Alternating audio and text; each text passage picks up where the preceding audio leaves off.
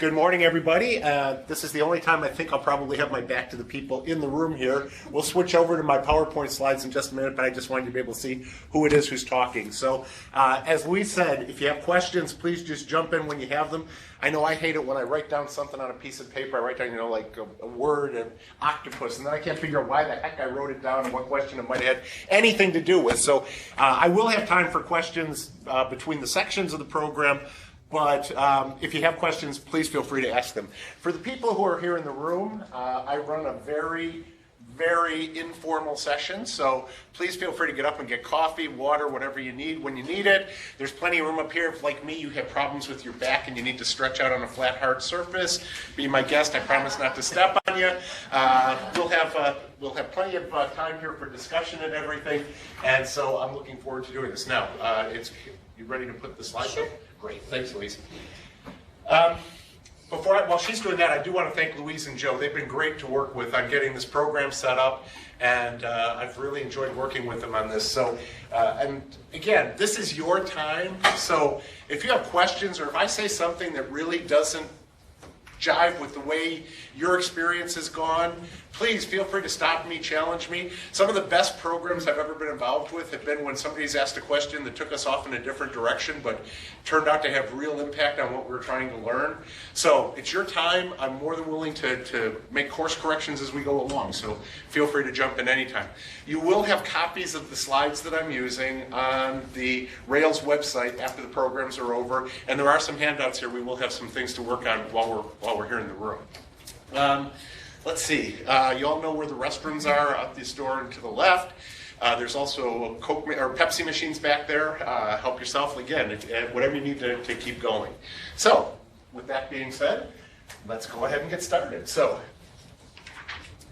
here's the 4 things I want to cover today as we go forward.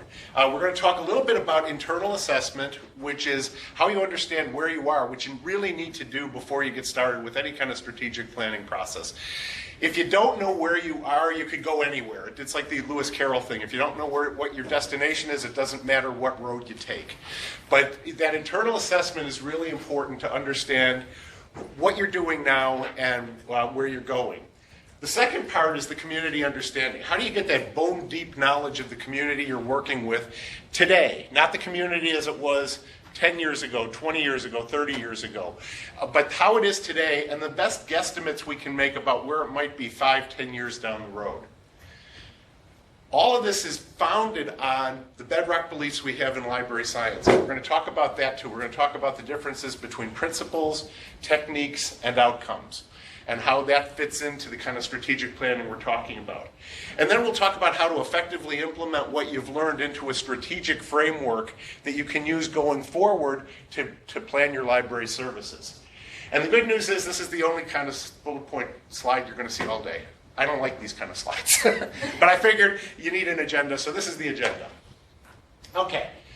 Let's start with the internal assessment. Robbie Burns, of course, had the great quote on this. This is how he originally wrote it. This is how it's translated into modern English. And would some power give us the gift to see ourselves as others see us? You have to understand the real state of your library unemotionally and from the customer's point of view.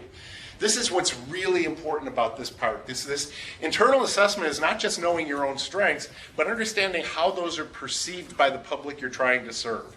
We tend to frame things in terms of how the library sees them, rather than in terms of how the person who's actually using it, who's actually paying the bill, sees it. But a pitfall here is that we tend to be really hypercritical of ourselves. We see the flaws. We always say, if we only had a few more dollars, a few more staff, if we could be open a few more hours, if we could do this, if we could do that, instead of seeing the library as it's perceived by the community. It's like the old Harry Chapin song, Mr. Tanner, where he said he did not know how well he sang, he just heard the flaws. We don't want to be like that. It's a terrible way to try to live your life, just seeing the things that are wrong with yourself. Right? We need to get away from that kind of a framework. So, how do we do this? How do we really know what we're doing? Well, we have, in the library world, we've got 2 things. We've got data and we've got anecdotes. And we tend to put those in opposition to each other. Either we're going to present data about how the library is doing, return on investment, number of kids signed up for the summer reading program, percentage of our budget compared to other counties and their other community libraries in the state. All of these kinds of things. Or we're going to do anecdotes. We're going to tell great stories about little kids who discovered the joy of reading because they got to read to the dogs that came in, and the dogs were so patient. Or the person who found the job after being unemployed for 9 months. Wonderful anecdotes. But what's really important is to put those two things together. Great stories illuminate data. Great data makes the stories real. Putting those things together makes for great presentations. The Library Research Service in Colorado, this is their website. It's just lrs.org. And it's a great source for how to balance those things. Keith Lance, who's run the service, first at the state library there and now as an independent service, does an amazing job of presenting these things. And in fact, we just had a whole boot camp for library statistical work called the Research Institute for Public Library out in Colorado. But we're not going to deal with a single library here, so let's talk about how we aggregate these things. So, let's do it for our first shout out. And before I get started, I should have done this a while ago. Here in the room, who works in a public library? Anybody work, academic library? All right, one person from an academic library. Any other kind of library not represented?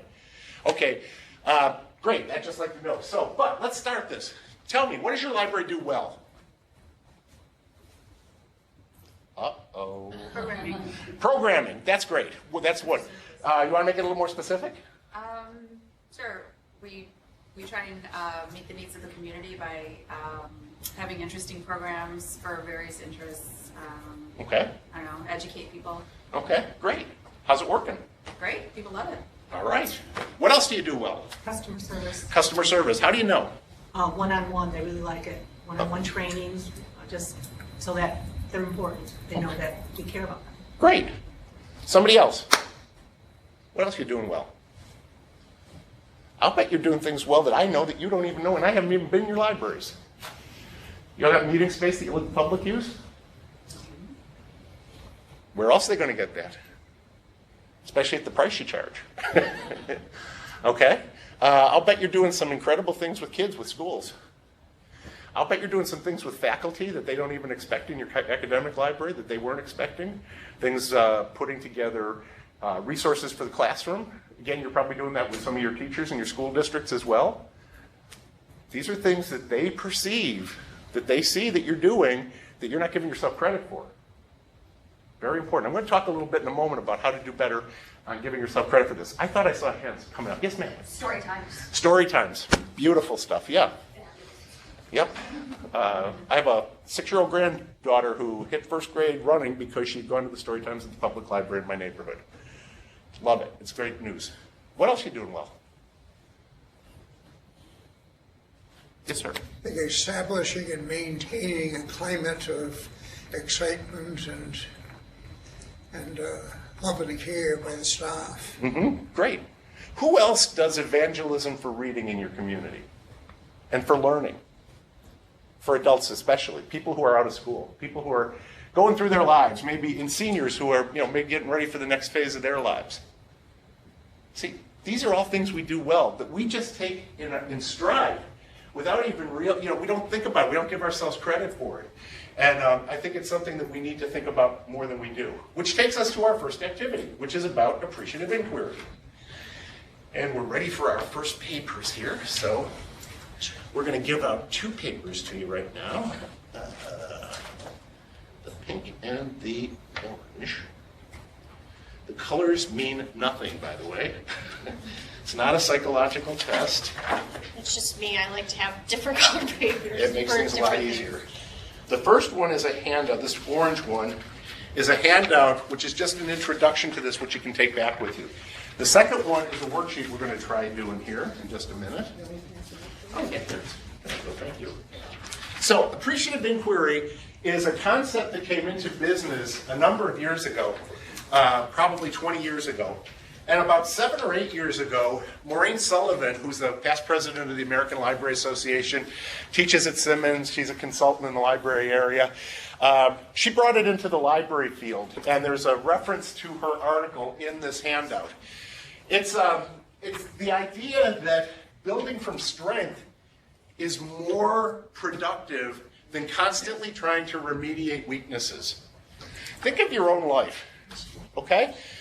We all know the food pyramid, for example, right? We all know what we're supposed to eat, but I'll bet we probably didn't all have granola and wheat germ for breakfast. I know I didn't. We all know these things, but it doesn't mean that it's actually infused the way we live our life. But if all you do is focus on the downside, what you see is just the downside. And it doesn't give you the opportunity to build on the strengths. So there's four phases in appreciative inquiry. The first part is the discovery, to inquire what it is that's worked in the past, find the examples of the high performance, the times when your staff felt really empowered and effective, when you were creating that kind of excitement that this gentleman was talking about in the community. The second part is to dream. What could you do? What's possible?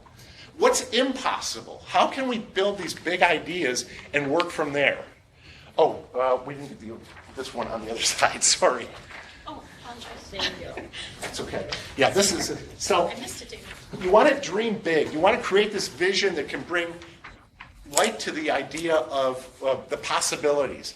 And this can be really in a weird way sometimes. I was working with somebody who was at the library in Florida, and they said that one time they were sitting around in a staff meeting and they were talking about how to bring early adults back into the library. You know, the folks who have graduated from college don't have kids of their own yet. And somebody said, it's a shame we can't do happy hour. And somebody else said, well, why can't we? So what they did was, no, they couldn't do alcohol. They didn't have a liquor permit for this library. But what they did was they said the first Friday of each month, after hours from like 6 to 8, would be library happy hour. And there'd be a party atmosphere. There'd be refreshments, not alcoholic refreshments, you know, punch, cake, cookies, whatever, wine or cheese, not wine, but stuff that they could just serve. And it would be a very party-like atmosphere. The staff would dress in casual clothes. If people signed up for a library card at that time, there'd be some kind of big, you know, they would sing or they would do something special to indicate that. Those 2 hours became the busiest hours in that library, all because somebody threw out a silly idea that was actually actionable. Because they thought about it. They didn't just reject it out of hand. So the third part then is the design based on what you've been dreaming and based in the strengths that you found in your discovery part. So you start to design what it is you want to do. And then you deliver. How do you actually make it real? How do you take it from the idea stage into the actual implementation? So the paragraph just under the bullet points on this sheet is really important. The difference between change management as we usually think of it and appreciative inquiry is change management usually starts with what are we doing wrong. Appreciative inquiry starts with what are we doing right. How can we do more of that? How can we get that feeling that we get when we're doing something really well, when we know we're hitting on all cylinders? So what I'd like you to do now is take that worksheet that I passed out, the one that's on the pink paper, and let's practice this. George? Yes? The other sites, can you tell them what the title is? Oh, yeah. The title of this one is the Appreciative Inquiry. It's the one, did they get the same? They got the same one, but not color sheet. Okay. So this is the one that says, Appreciative Inquiry, September 2005, and it's got the 3 bullet points, institutional, personal, and aspirational. So what this is all of this kind of inquiry, discovering how this works, this whole part of discovery starts with understanding. I looked to So see what if there I was a want you to- handout. Yeah, I'm we sorry, don't what? have any handouts at all. Which location are Which you at? location is this? Coal Valley. Okay. I will. Let me work on that. I had emailed them to a staff person there, but maybe she's out. Okay. All right. I'll work on that. And I'll read this off to you after we get started here, so maybe you can just on scratch paper do this, because this is not a real complicated one. But, you start this inquiry with the questions that you ask.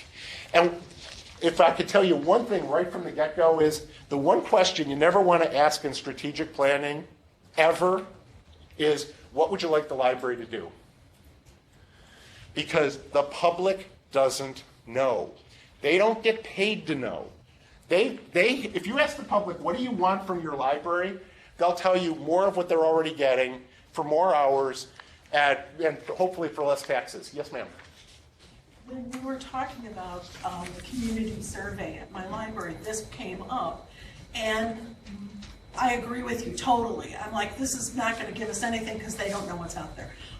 So what we did was change the question around to, what have you seen in other libraries that our library isn't doing? That's a good way to go, and I'm going to extend that a little bit as we get into another part of this program. But keep that thought, because I think there's a way you can leverage not only libraries, but other community institutions that way. So what I'd like you to do is on this sheet, there's we're going to think about different ways to ask the questions. So the institutional approach, this is the one where you're asking about the library itself. Describe a peak experience or high point with your library. The second one is a personal question. Identify a time in your experience when you felt effective and engaged. So that's like you'd ask your staff this to get that kind of feeling from what they know. And finally, aspirational. What are 3 wishes you have to enhance the health and vitality of your organization? These are positive questions that you're asking rather than the traditional, what gaps do we have? What continuing education needs do you have? What don't we have that you wish you could see? That kind of thing. So what I'd like you to do here in the room is just take a couple of minutes, and at the sites that actually have the handout. Coal Valley, we are working on trying to get it for you. What I'd like you to do is just take a minute on your own and write down a couple of answers to these things, and then share them at your table, okay? And we'll take 5 or 7 minutes to do this, okay? So just jump in and take a look at this. So, one answer, except for the last one, if you got 3 wishes. If you don't get to 3 wishes, don't worry about it. This is just a test, just a little tryout. But give it a try and talk about it at your tables, okay? So Coal Valley, those 3 questions, again, were an institutional question. Describe a peak experience or high point with your library. Personal, identify a time in your experience when you felt most effective and engaged. And aspirational, what are 3 wishes you have to enhance the health and vitality of your organization? And why am I looking at the screen? Coal Valley is not in this screen. But I was looking at it like I don't know. Okay. Okay, let's get back together again. I'm going to start by asking our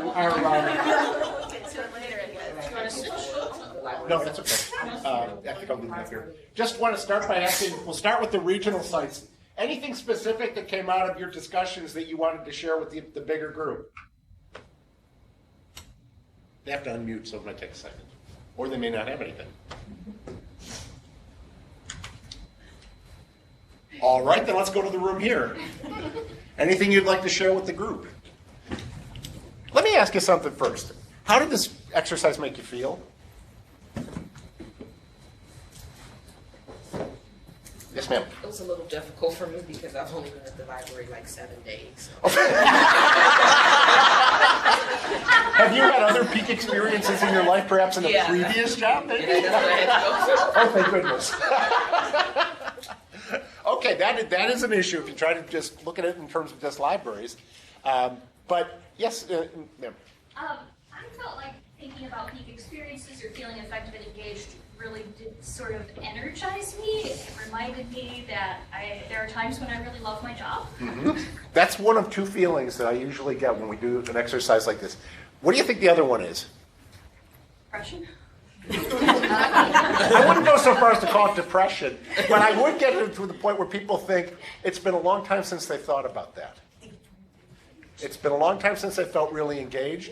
I know I worked for an organization for 16 years. And after a while, it becomes rote. I don't care how good you are. I don't know, but for example, I saw Carol Channing in Hello Dolly on her 3,500th performance in Lansing, Michigan. It was not long before she actually didn't perform it anymore. But I'm thinking, how on earth do you do the same part 3,500 times? I have no idea how she does it, okay, or how she did it. Because no matter how long, when you start doing something that long, it becomes rote, and it becomes harder and harder to feel engaged. The other part is you stop seeing how you're affecting others. And that's the other thing that sometimes comes out of this, is you can't really feel it. You need to get back in touch with how you're having an impact on the rest of the community when you do this. So one of the things, so why would you use this? Well, if you continue to look for problems, what do you think you're going to find? Problems.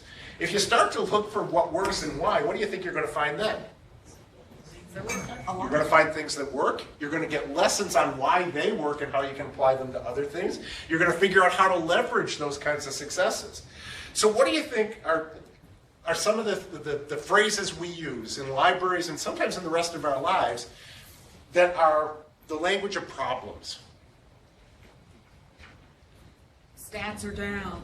Stats are down. There's more. It's actually, let's go up a higher level. Gap analysis, performance reviews, problem patrons, firefighting. We're putting out fires everywhere. Missed opportunities. These are the languages. This is the language of problem solving, of failure. Yes, there are going to be times when you are going to be putting out fires. You're going to have, a pipe burst at one branch, while you got, somebody raising hell in another branch. That's going to happen. But those exceptions shouldn't be what drive you. Instead, an appreciative inquiry unleashes power by allowing you to build relationships, to create new opportunities for people to be seen and to be heard, to be part of the organization. Generates new opportunities to learn. As you look at the things that are working well, you go, how can I apply what I learned here to doing this that doesn't seem to be working as well? So you're doing a lot of programming and it's working well. So maybe you have one set of programs, maybe for teens, that and I don't know what you're doing, I'm just using this as an example. Maybe you got some teen programs that aren't doing as well as either the kids programs or the adult programs. Is there anything you can learn from the way you've marketed those programs, by who you've gone out to talk to, in order to make that program work better? Learning from what you do well is every bit as important as learning from the mistakes. Every bit as important, because you'll get effective learning that feels good instead of effective learning that feels like eating broccoli. Okay? Appreciative inquiry also gives people the support to act. If they know it's working well and they can put it into other places, it's a great feeling of empowerment. And it finally encourages people to be positive in what they're doing and not focus anywhere near as much on everything that seems to be going wrong. And God knows we need that as much as we can get it in our lives, right? So, and I'm going to come back now to the thing that you mentioned just a few minutes ago. One of the things that you can do with appreciative inquiry is ask people not only what they saw in other libraries that they liked, but what do they see in other things in the community that they like? So one of the things we've done when we're doing this kind of community-based strategic planning is we get together a group of members of the community. And we say to them, when somebody comes to here from out of town, where do you take them? Okay?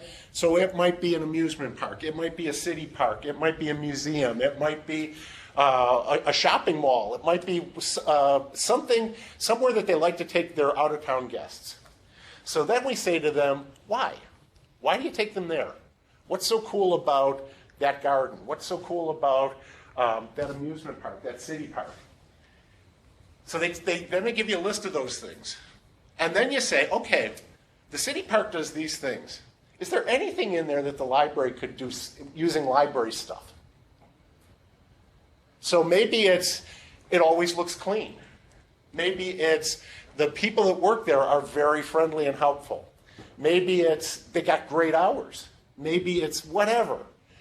But then how do you apply those things to what you're doing in your library? So as she said with other libraries, you can also do this with other aspects of the community, other aspects of things that people enjoy. When you talk to people about why they love Disney World or Disneyland, being clean always comes right to the top of the list. It's always so clean and welcoming and inviting. So understanding what those things are and why people like it can help you then emulate those things in the library. Now, you might be asking yourself one more question, and that is, how do you know really what your strengths are? And I'm going to recommend another book, Strength Finders 2.0 by Tom Rath. This is based on work that the Gallup Institute has been doing. It has more to do with personal strengths. What do I do well? It helps you build an understanding of yourself in terms of what you do well, but it can also be applied institutionally. And there are a number of different books in this series that's built on the Strength Finders work. And I think it's a really useful way of understanding yourself and your institution in really good ways. So the whole idea is to find your way to get through to the strong things. Because basically people want to associate with winners. The exception being, of course, I'm a longtime Chicago Cubs fan. So, you know, it doesn't always work, but usually people want to associate with winners.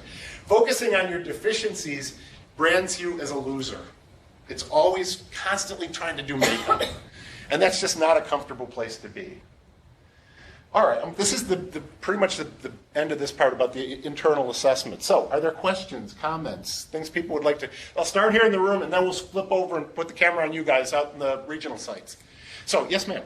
In my undergrad, I was part of a leadership academy, and we used that strengths finder book. It's really interesting to find out about what your strengths are. Mm-hmm. I would recommend it. We use that in the, I've been a mentor at the Northern Exposure to Leadership Institute, which is for librarians in Canada. It's very similar. If you remember Snowbird or, it's iLead USA. Those kinds, yeah, those kinds of things. That's where I learned about Strength Finders, and I just find it's a very useful tool. Other comments or questions? Yeah, thanks.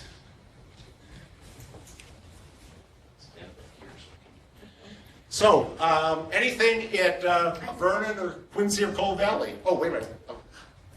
Once you identify strengths, can you talk more about strategies for building on those strengths? Like, it's one thing to be able to identify, yeah, we have all these strengths, but then how do you get to that next phase of building on those strengths, maybe not in the same way that you have been? How do you support those? I think what the key thing is to take those strengths that you understand now that you have and look at the areas where you want to improve and see what can I do with these strengths that I have to make these better. I've learned this because this works well. How can I take what I learned here and apply it there? It's that kind of translation of a skill from one area to another. It's the one that comes to mind is really a silly one, but it's from dancing to skating. You know, I can do this on a solid ground. Can I do it on skates? Okay, so you take the basic moves, the balance, the steps that you learn in one and see if you can apply them to another. Instead of saying, personally, I don't do math really well. It's not a strength for me. So I find people around me. Another thing is you find the people who do like math and work with them. Our tendency is to find people who are like us to work with us.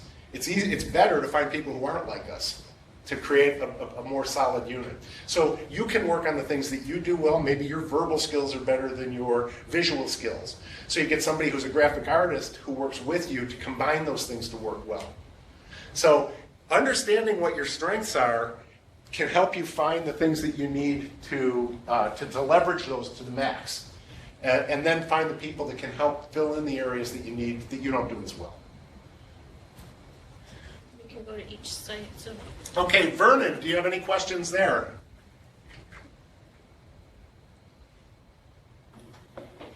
Joseph? Yes, we are good at the moment, George. Thank you, though. Okay, Quincy.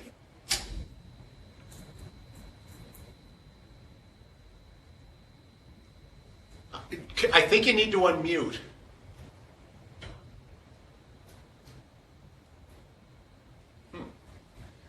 I think. Sorry, Quincy, we can't hear you. We're not hearing you, Quincy. Can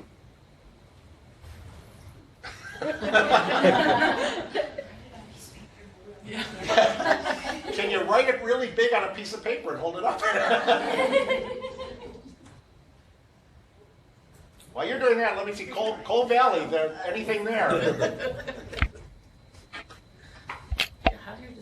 No, we're good. Okay. Quincy? Yeah, okay, you're good. I saw the okay, all right. Okay. Can you put it back on the content again, please?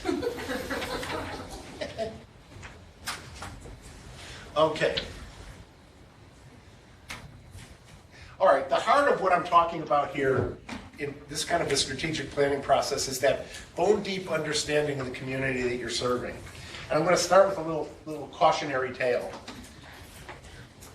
A few years ago, I was doing some consulting with Joan Fry Williams, and we did a one-day intensive community planning session at a small library in the southwest of the U.S. And we started with a group of community members and said to them, what is this community's self-image? How do you see yourself? And there was a lot of hemming and hawing, and nobody would really answer. And we kind of pushed them and said, how does this community kind of describe itself? And finally somebody said, we're a place where people go to live until they can afford to live somewhere better. And somebody else at the table said, yeah, and that's a hell of a thing to try to build a library on. And I said, wait a minute, they just handed you the keys to the kingdom. Because if your community is a place where people go to live until they can afford to live somewhere better, help them get to the point where they can live somewhere better. So what does that mean in library terms? Armed Forces service tests, civil service test books, English as a second language, especially in the Southwest, second or third language in some cases, remedial courses so people could get their GEDs, help for kids who are helping to learn, have their parents learn another language. All of these things that help that library help the people in that community. So, just in your own communities around here, what are some, I'm going to become the director on October 1st of a suburban library just outside of Columbus, Ohio. And that community is one of the fastest growing counties in the country right now. It's the fastest growing in Ohio. It's like the second or third in the country right now. It's grown like crazy. So you've got a self-image here. You've got the strivers, the people who are moving into this area, who are moving up in terms of the housing they're buying. They're usually young parents. They're professionals in part of the county. And then the other part of the county, you've got mostly rural area. The northern part of the county is almost all rural. So you've got a self-image of a county that's in great change, great flux. You've got newcomers versus long-term residents. You've got this whole kind of, are we suburban, are we urban, are we rural vibe going? And how do you deal with those things in library terms? So, having said that for my own community, tell me something about your own communities, the communities that you serve. I'm going to start by putting you on the spot. You're the one academic librarian in the room. How does your college or university position itself? I don't know what school you're at. Kennedy King College is located in Englewood in Chicago, one of the poorest neighborhoods in the country. Right. And so we are meeting students right where they're at, and we are teaching them information literacy skills, one-on-one or in a classroom, but speaking to the skills that they need. Great. So you're in a community that is impoverished, and that you're trying to help the folks that are trying to move out of that and to get a new life for themselves. So you've got that image, and you know what's pushing you forward. So tell me about some of the public libraries here. What your communities, how your communities see themselves. Yes. I think my community sees itself as one in transition from ethnic group, more immigrant ethnic groups. Okay. What else? Yes. Rural, a lot of homeschool moms, and so we try to build on that. Okay. Somebody else want to throw one out? Yes. Joliet, we've got 2 buildings, and it's like 2 separate libraries. One is very urban and dealing with those urban issues, the low-income housing, the homeless, all of those kind of things that you see in an urban setting. Now I work at the branch, and the branch is in a suburban setting. And part of the problem that Joliet has is that these are 2 distinct areas, and there's basically the river sets which side you're on and which group you're in. Yep. And so it's a little bit challenging trying to figure out what to do. All of these are really good examples of an idea of what a community, how it sees itself. I'm going to try another worksheet here. There you go. This beige one is the one that starts with, what changes would you like to see? And I'm going to pass these out. We're going to pass these out here. The idea behind this worksheet is to get an understanding of what changes people might want to see in their community over a certain period of time. So I arbitrarily put 5 years in here. And also, I want you to take a look at it. I'm not speaking specifically about libraries here. Because again, when we go out to the community to do strategic planning, we don't necessarily want to know what they want the library to be like in 2020. We want to know what they want their lives to be like. How can we work with them to get what they want out of life, not what we want to present as librarians? So that's why you'll notice on this sheet, I'm not asking about what changes would you like to see in your library. This is the kind of sheet we would use with the public to ask them what they see in their own lives. So take a look, fill this out. I'll take about 5 minutes to fill this out. But the last one at the bottom is pretty important too, and that is to choose one of the changes and write a news headline or a tweet, depending on what you prefer, describing how it would look if you successfully accomplish this. So take about 5 minutes to do this. Okay, at a point we can wrap up. Now, I'm not actually going to ask you to talk about the changes you want to see in your family or anything. I figured that's your business. But when you look at something like this, the idea behind this is to get a sense of where the community's head's at. Just to put it in very blunt terms. And let me give you another story about this. I was mentoring at a California Leadership Institute that had an interesting component because they're given, each of those participants was given a grant from the state library of like $1,000 or something to actually try to implement something, and then 6 months later the whole group reassembled and they talked about what happened with their projects. So this one woman got up and talked about how what they had done that with their $1,000 was they had done this mad science program. And what they had had kids and some scientists from local colleges come in and actually work together on some projects, and they'd done, they'd blown up the Diet Coke with the Mentos, and they launched a rocket in the parking lot, and all this really great stuff. And we were all getting really excited about how she was describing this. It was really cool stuff and all this. And then finally she said, hey, that just goes to prove it doesn't do any good to ask the public what they want, because nobody ever said they wanted us to do mad science. And I thought Joan, my consulting partner, was going to jump out of her chair and strangle this woman at that point. Because what she had said was so totally was brilliant to like 95%, and then she went with that last 5% and kind of scuttled the whole thing. Because no, you don't ask people what they want from the library. But if you would ask them, what do you want for your kids this summer? They would have said, well, we don't want them to lose 20 IQ points sitting in front of the TV or the computer screen doing nothing all summer. We want them to go back to school with at least a few live brain cells. They might have said, I really want something that we can do that's low cost, that doesn't cost us an arm and a leg to go do. They might have said, I especially want for my daughter some exposure to STEM stuff. Science, technology, engineering, math type projects, so that they can keep up with what's going on in the world. But if you just ask them, do you want a science program, they would have gone, science, it's like broccoli again. So the whole idea is, if you would ask them, what do you want for your kids during the summer, is very different than asking them, what do you want from the library? And so that's what this form is all about. What do you care about? How do you see your community evolving? How do you see your own personal life evolving? And then what we do, because we are librarians, is we have the knowledge, we have the skills, we have the background to apply what we know to what their needs are.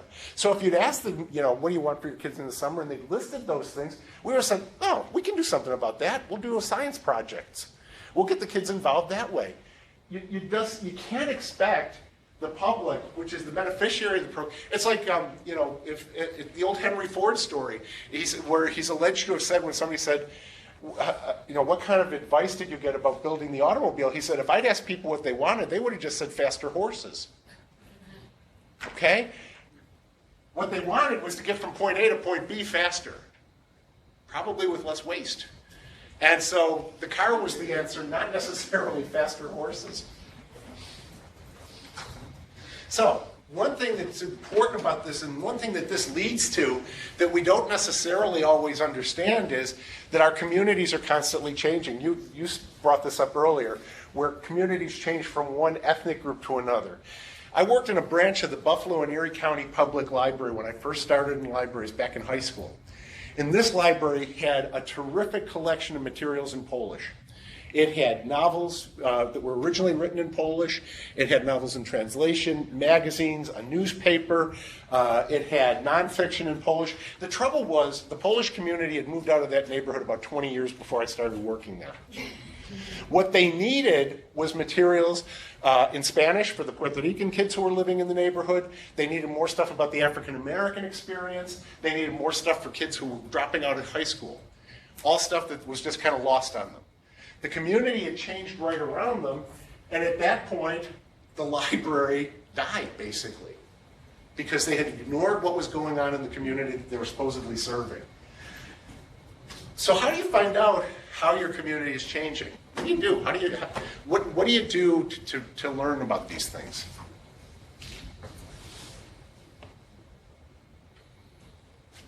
Yes? Read the local newspaper. That's a very good beginning point. I love the New York Times, but it does not tell me what's happening in Delaware, Ohio. If it does, it's something big enough that I probably already knew about it. What else? Yes, sir. Talk to City Hall. Talk to City Hall. Yep. Lots of different areas within City Hall will have ideas about this. And if you're serving a bigger area, county planning commissions, school district offices, all of these different government agencies have a number of different planning departments and facilities that generally they're willing to share, even without doing a Freedom of Information request, about where are the sewer lines going, where are the bus routes going for the schools, where are the road improvements going in, all of those kinds of things. Local utility companies sometimes can provide information like that as well. All of this is public information. So where else?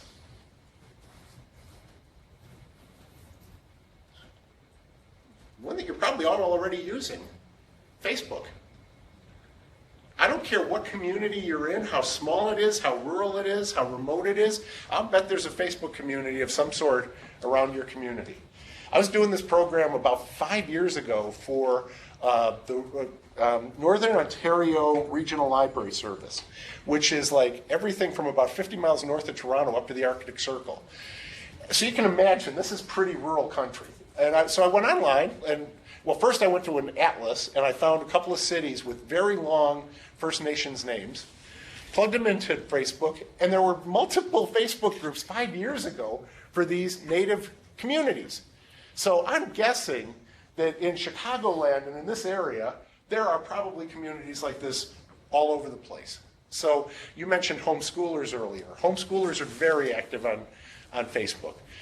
They share information all the time. And for the library to be there and be kind of understanding what's going on, not just in terms of what challenges they're facing, but what are they doing? What are they learning? What are they sharing is important. You mentioned the local newspaper. There's also frequently a lot of newsletters and things like that for specific communities within there. Belonging to the social organizations in the community, or having staff members who do, whether it's Rotary or Kiwanis or Quota or Red Cross Board, things like that, are also good ways of understanding what's happening in your community. I love this. You might wonder why I'm using this image, and it's because of another book I'm going to recommend, which is called Our Iceberg is Melting. Anybody familiar with it? You're having a big old smile. You are too. Those of you who aren't familiar with this book, it is one of the best books I've ever read on change management. It is about 60 pages long. It is a picture book. Seriously, it is a picture book, an adult picture book, not a graphic novel. John Cotter is at the Harvard Business School. Holger Rathgerber is his artist. And this is a fable about a penguin who discovers that the iceberg on which his colony is living is shrinking. It's melting away. And he understands this because he does a lot of swimming around the iceberg, and he's noticed that the core, the base, is melting. And it's all about how he convinces the elder penguins, number one, that they have a problem, and number two, that there's a solution to it. And it walks you through Cotter's 8-step change process in the most painless way you can imagine. You can read this book in half an hour, folks, and learn so much from it. Then if you really get interested, like I did, Connor's written like a separate book on each of those 8 steps. He's become like a one-man industry on change management. You don't need it. Read Our Iceberg is Melting. You'll see the people that you work with in there every day represented in that book. But understanding how the community is changing is so important to what you're doing, because without that, you get stuck in a mindset of a community. Partially it's the people who are already using the library. You see those folks every day or every week, the ones who are your regulars. That community may not change as rapidly as the community that you're serving does. Maybe they don't know about the library. Maybe they don't feel comfortable in the library. Maybe they aren't aware of it. But you need to bring in and understand that community as you move forward as well. So getting that sense of the community's future is why we do things like this exercise that's on the beige sheets. Why you need to ask a wide expanse of the community, what they're thinking about the community, and not just focusing it on library users or kind of like throwing out a survey monkey out there in a very general way. Something like this actually gets to the heart and soul of what people care about. Because what you want to know is a number of questions about what they care about. So you ask them for if they're natives, why do you stay in this community? If you're not a native, what brought you to this community? What keeps you here? What would make you want to leave? What would force you to leave? What do you hope for your kids? What do you hope for your elder parents? Where do you see the community as a whole going? Once you've got that information, that raw material, it's actually almost self-evident what you can do in a library to have an impact on that. You're not going to be able to affect everything. Again, when I was working with libraries out in the West, the biggest issue that they're facing in the West right now, it depends on who you talk to, immigration on one hand, but the one that's the biggest infrastructure issue that they're facing is water. Water rights. How is water going to be used as it becomes increasingly parched out West? And so the library can't create water. It's not within our power. We can do all of the traditional library things like having good collections on hydrology and having those the public documents from the EPA and the state environmental agencies and all those kinds of things. Yeah, you can do all of those traditional things. You can't get water for a parched community. That's not going to help. But no, you can do some library things for it. But there are other things that will come out in that kind of a community analysis where the library can have a lot of impact. Like that library in the Southwest that was able to change the direction of its collection to focus on the people who were actually living there, the people who wanted to move up economically, the people who needed to, who were first-generation immigrants or who were had other economic and social issues that needed to improve in order for them to get out of that community. So all of this is the grist for the mill of how you create the community that you're trying to create. So you need to get that community pulse, and you don't get that just from behind the desk within the library. You need to be out in the community getting that and sharing those questions and discussion with the community. Let's turn to some questions here in the room. Do you want to bring us back up to the community and up to the regional sites? Questions about this, questions about the direction this is taking.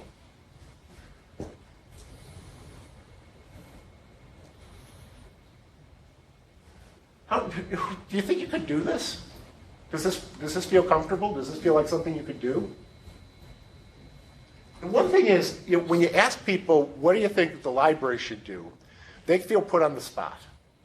Like, okay, I got to talk about more books. It's got to be about reading. It's got to be about more hours. But when you ask people what they care about, they get passionate about it. They can tell you about that because they care so much about it. Because that's something that affects their lives, their kids, their parents. Man, they know that stuff, and they are willing to talk to you about it. If you ask them, it's the best conversations in the world start with, "Tell me about yourself," right? And you can learn all sorts of stuff that you didn't expect to. So, questions, comments? Anybody have experience with any of this kind of planning themselves? George, we got a question here in Vernon. Okay, great, take it away. How do we get questions to the community and ask them these questions without creating the bias that we're coming from the library? Do you send them out anonymously? How do you do that without biasing them? There's a couple of ways you can do it. I don't worry too much about biasing it in terms of the library as long as I'm not asking them how to run the library. If you're asking them questions about things that they already know about, it doesn't matter if you're coming from the library or the hospital or the Red Cross or the school district, really. What you really just want to, because you're not asked, by the way, if you, look, Needham Talks, take 2. Go ahead and don't worry so much about that kind of biasing it as long as you're not asking them about the library. Once you ask them, how to do the library, then you've got a bias. I think you got a more serious bias question. Another approach is to do this in cooperation with other agencies that need the same information. So it may be you do it under the auspices of the Chamber of Commerce, or you do it under the auspices of the Council of Governments, or some other organization that where the other members of that organization need the same information. That can be really powerful. It can also help you create some new relationships within the community, because you start to see where the overlap is between what you're providing and, say, what the health department is providing, or what the school district is providing. So then you've got another party to supply that. The third thing I would say is you can do anonymous surveys, but I just don't feel like you get as good an information as you might want to otherwise, because the hardest part with that is trying to get some sort of a representative sample of the community, because it tends to skew to the people who will take the time to fill out a survey, or who will take the time to participate in some kind of a, if you have people standing at the supermarket asking questions, or you send it out online, you don't necessarily get a good sampling of the community. I am strongly a big fan of doing community meetings. When I was doing the consulting, we did a lot of these community meetings where you'd have a part of it would be an invitational meeting, where you'd have people you really wanted to hear from, members of the school board and city council, other elected officials, maybe some business leaders in the community as a group. You'd also have an open meeting for just anybody who cared. You go through these kind of questions about what they care about in the community, but they want time to tell you what they think of the library at the end. No matter how much you ask about the other things, they're going to want to talk about the library too. So you got to provide a little time for that as well.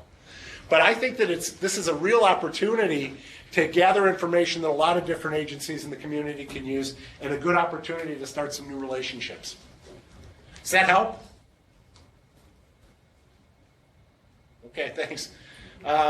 Coal Valley or Quincy? Yes, Quincy. You're okay. Anything else in the room here? Yes, over here. Then you, and then in the green. How do you manage? I mean, it's easy to get those people that are using your library, okay? Mm-hmm. Because they keep coming back. Yep. But the ones that don't, or the ones that come back, that are there for a little while but not using it, how do you reach those other groups? I think part of it is doing those open meetings. Okay. And again, what you want to do is advertise those widely. You want to put them in the local newspaper. You want to put them on Facebook. You want to put them on Twitter. You want to make sure that people have an opportunity to know about them. Post them in the library, at the supermarket, and all that sort of thing. I think also by having an invitational meeting as well, you can invite some of the people that you think are important to the community, but you don't see all the time. Elected officials being one of them, business people being another. That you might be having families of those people using the library, but you might not see them as often. So having both of those. And then I think that can really help cover it. I also think that there's a certain point where we're never going to get everybody, and we just have to accept that fact. We can try to be as broad-based and as inclusive as we can, but there's going to be some people who just don't choose to use it. Yes, ma'am. You talked about surveys, and I just want to mention that Rails has a nice webinar on surveys that you've got archived for a while, right? Yes, we just had a 4-part webinar series called Creating Effective Surveys, and it will be on the Rails website in the CE archives until September 25th. It's a limited time that it'll be online. Great. And I would also, when you talk about surveys, if you check with the Library Research Service at lrs.org, there's some really good examples there too. And right here. You kind of answered it. In regards to like invitationals, I think we all know how to do that well. But in terms of encouraging attendance at the open meetings, do you have any tips about getting the people to those meetings in terms of promotion or advertising? The best one I've ever seen was in Colorado Springs, Colorado, and they provided supper. Food, yeah. Food is always, I mean, they had Subway catered basically. And they had all those big old, 6-foot long subs cut into lots of small pieces and so on. And that really helped bring people in. If you feed people, they will come. The other thing is, this is a risky one, but you have a controversial question you're going to ask. That'll bring people out. It might bring people out you don't want, in terms of the people who have an axe to grind, people who have single issues. But that is a way of getting attention. It's a tough way. I saw the nerviest I ever saw of this was the library, and I can't remember, to be honest with you, where it was. They had a levy on the ballot and a group formed to oppose it. So all of a sudden they started seeing on Facebook, vote against the levy, and then on Wednesday come to the book burning. Yeah. And it took a couple of weeks of them doing this before they realized the book burning party was scheduled by the Friends of the Library. It was a way of getting people thinking about what it was like not to fund this levy. And the levy passed by an incredible amount. So the Wednesday turned out to be a party to support the library. But, hitting people with something a little off-center is a way of getting attention too. Have music. People don't expect music in the library. They have a local band play. And then say, and if you can keep it short, keep things brief, that's another way of getting their attention and making things go fast. If I only had 2 questions I was going to ask people on a survey, the 2 questions I would ask them was, first is, would you recommend this to a friend? And the second is, would you do it again? Those 2 things, I think, tell me everything I need to know about customer service. So, any other questions or comments from the regional sites? Not hearing anything? Anything in the room? Okay, let's say we take a 15-minute break here. We'll start up again at 11 o'clock by that clock. And we'll do the second 2 parts of this, the Bedrock beliefs and how then you pull all this stuff together. Okay? Thank you. And I'll be here if anybody wants to talk during the break here.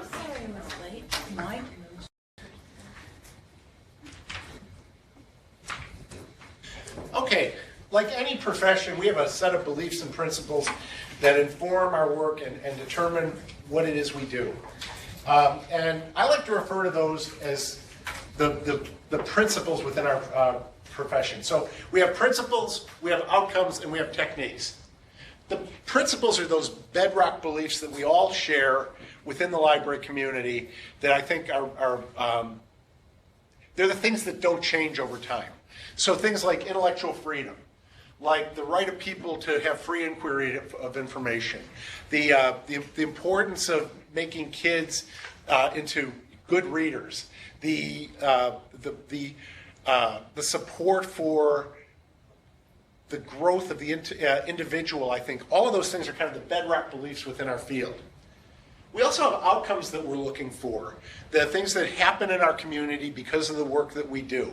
So in public libraries, it might be better retention for the kids who are in the summer reading program, better reading scores in the fall when they get in. It might be graduation rates in an academic setting. It might be support for the business community, the kind of outcomes that we're looking for based on our principles. Then within that, we also have a set of techniques and tools that we use to apply our principles to get to the outcomes that we're trying to achieve. So, that being said, we have yet another activity. And, that's right, the papers over here, the green one. Okay.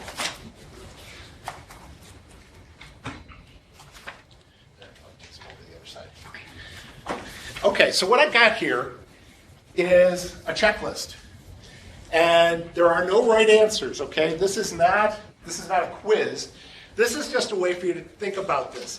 What I'd like you to do is just take 2 or 3 minutes, and on this list, mark off whether the things that are listed here, and they're just up here alphabetically, because I'm a librarian, whether they are principles, outcomes, or techniques. And I will say again, there are no right answers, okay? This is the one that's the grid sheet that says principle, outcome, or technique at the top.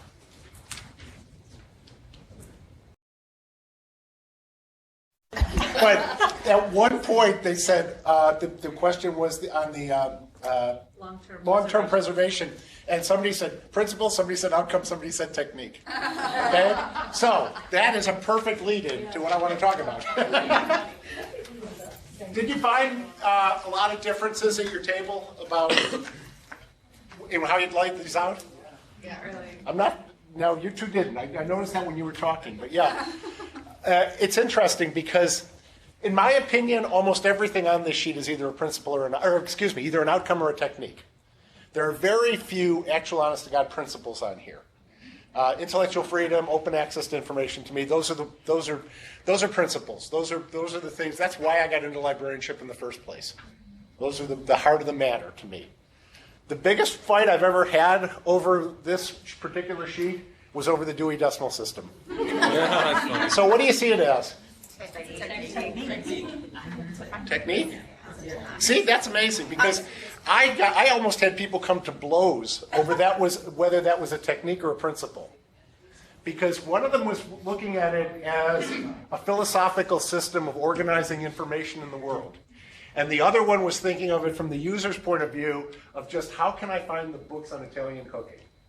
So that's why I say there are no right answers here. But the one thing I do want to point up is, what of those 3 things, I guess I want to see if I want to jump the slide yet. No, I don't. Of those 3 things, principles, wait a minute, no, I do want to. Of those 3 things, principles, outcomes, and techniques, where do we have our biggest fights? Technique. We argue over the techniques constantly. Now, this isn't unusual. This happens in other professions too. But think about it this way. Would you want to go to a dentist who still uses the same techniques they used in 1985? Maybe their bedside manner, their friendliness, yes. But I don't want them using I want them using a laser cleaner on my teeth. I don't want them necessarily going in there with the scraper. Okay? All of those things, techniques should evolve with the times. Techniques need to change and respond to the communities that they're serving. That Polish language collection at the Watson branch of the Buffalo and Erie County Public Library was a technique that was used for a community that lived there in the 1940s and 50s. It wasn't the appropriate technique for the community that was living there in the 70s. And the library closed in 1978. So it didn't have a chance to respond to the community as it finished evolving. So it's interesting to me that we have these big fights over techniques when, in fact, those are the things that need to be the most malleable. Our principles shouldn't change. And our outcomes for the communities may change as the communities change, but even that will probably be slower than the things we use to actually get us there. So just as a way of thinking about that, as we're doing our strategic planning, the strategic planning should be rooted in our principles. Why are we doing this? Why do we do what we do? Why do we have children's services? Why do we have adult programming? Why do we use the Dewey Decimal System if we use it? Why do we use any sort of a systematic approach to information? All of those things are really key to the basic strategic planning that we're doing, understanding why we do it. Then understanding the audience we're serving. That's the outcomes. That's why we talk so much about the community-based strategic planning. The outcomes involve the public, not us. The outcomes are all about what people get because we work on these principles. And the techniques are what need to be able to be changed. And I'm going to talk in a few minutes because somebody asked a really good question during the break about how you avoid getting locked into a set of techniques by a strategic plan. Because I've seen that happen all too often. Because what's important here is that our actions reflect our values. What we do in our libraries, how we make our decisions, what we present, affects are all influenced by and show off what our values are. So some of the things that can turn up like this is, what services do we keep offering long after the demand for them has fallen off? In that case in Buffalo, it was the Polish language collection. That should have been at the Franzek branch, not at the Watson branch. And it should have been updated even for that. Does anybody here, and this always gets me in trouble, anybody here still circulating or offering VHS tapes? We have one adult, 6 in children, because we haven't been able to replace them, and people still want them. Yep. Yeah, that's about the only kind of collections left. Also, some people still have historical collections of things that were. A friend of mine is the director of the library in Newton County, Georgia, and a lot of TV series and movies are filmed there. So she has a whole collection that she's built up over the years of the movies and TV series that have been filmed there. In the Heat of the Night, the TV show was filmed there. The zombie thing, Walking Dead. Thank you. Parts of that are filmed there. So, so some of the stuff she can't get on DVD. It only exists right now on VHS. So yeah, you keep that. But to try to keep up a collection in VHS right now is pretty much a lost cause. So then there's other things though that show our values as well. Budgets. That's why I use the picture of Scrooge McDuck here. Because our budgets show our values. If we say we care about something, but we're not funding it, then we're not acting according to our principles or our values. If we say we care so much about children's services, for example, and I'm just using that as an example, but we're funding other things to the exclusion of that, or we're not getting the money into that we should be, then we're not acting according to the values that we're proclaiming to the rest of the world. One of the places that I see the most problem with is performance reviews. If we say we care about customer service, but the performance reviews are all about following rules, you've got a very serious cognitive dissonance here. Your performance reviews should favor and put emphasis on the things you care about as an institution.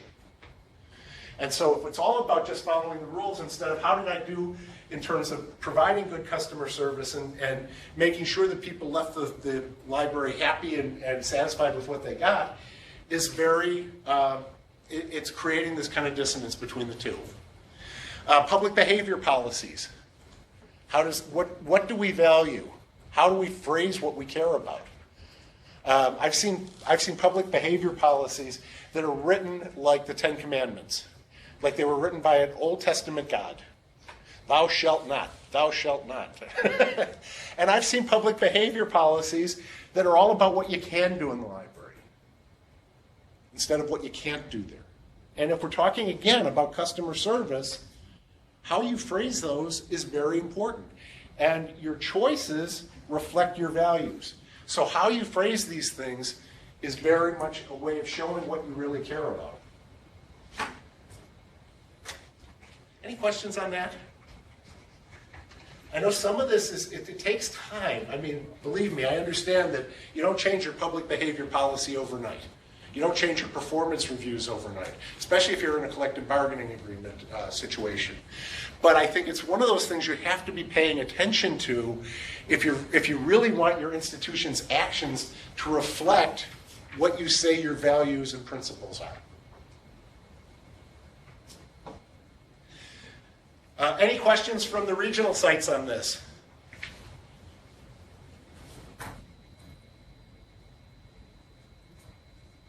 Hearing nothing, I'll keep going.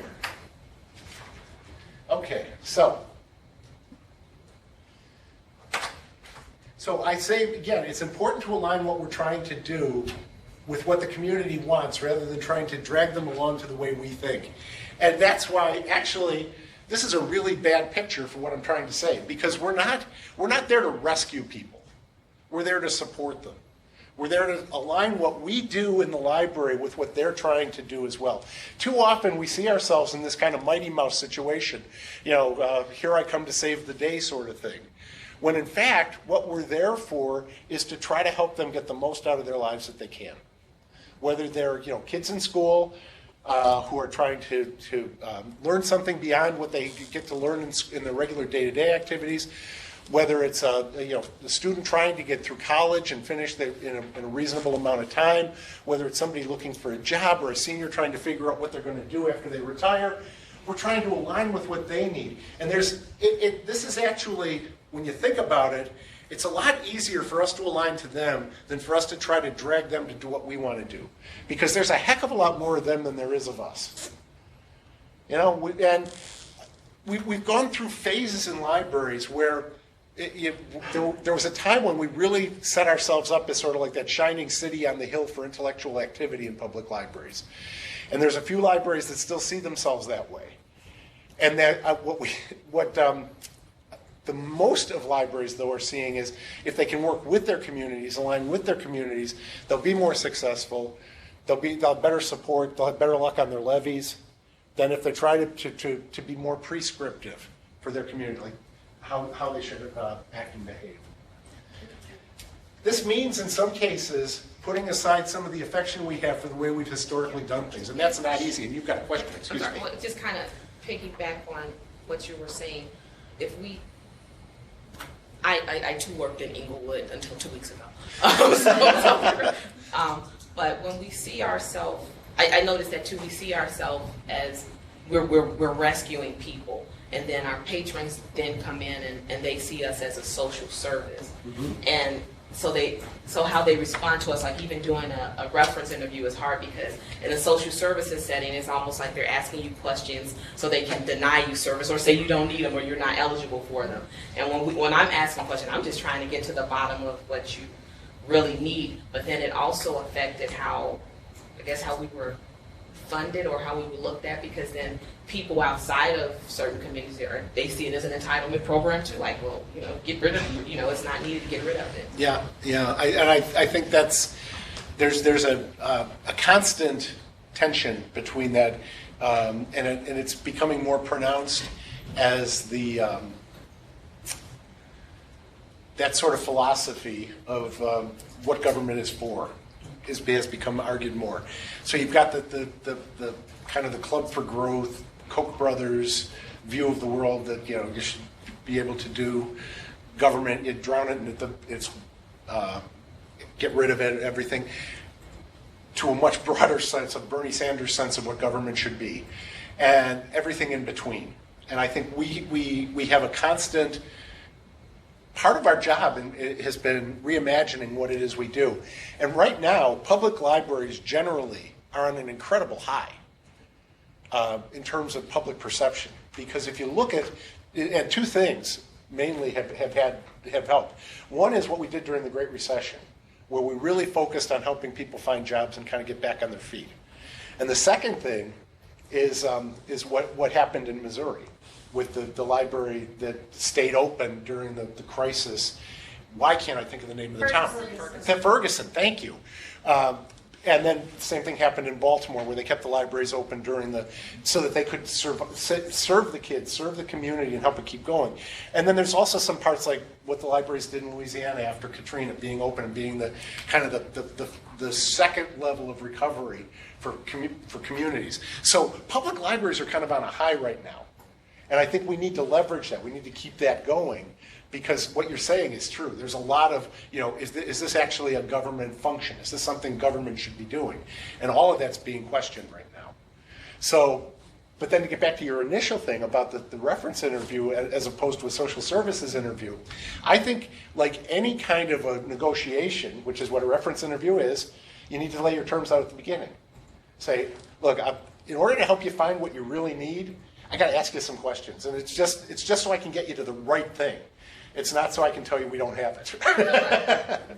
So laying out your terms right at the beginning of a negotiation is a good way to get to what you want to do. So, other questions or comments before we move on? So like I said, we sometimes this means we have to put aside our affection for some of the ways we've historically done things so that we can provide the services and products that are unique to our niche, to do the things that we do best and that we offer best. And again, you look at this list, and some of the outcomes and techniques that are on here are things you wouldn't do in a million years. You may not have any need whatsoever for a tool lending library in your community or a makerspace.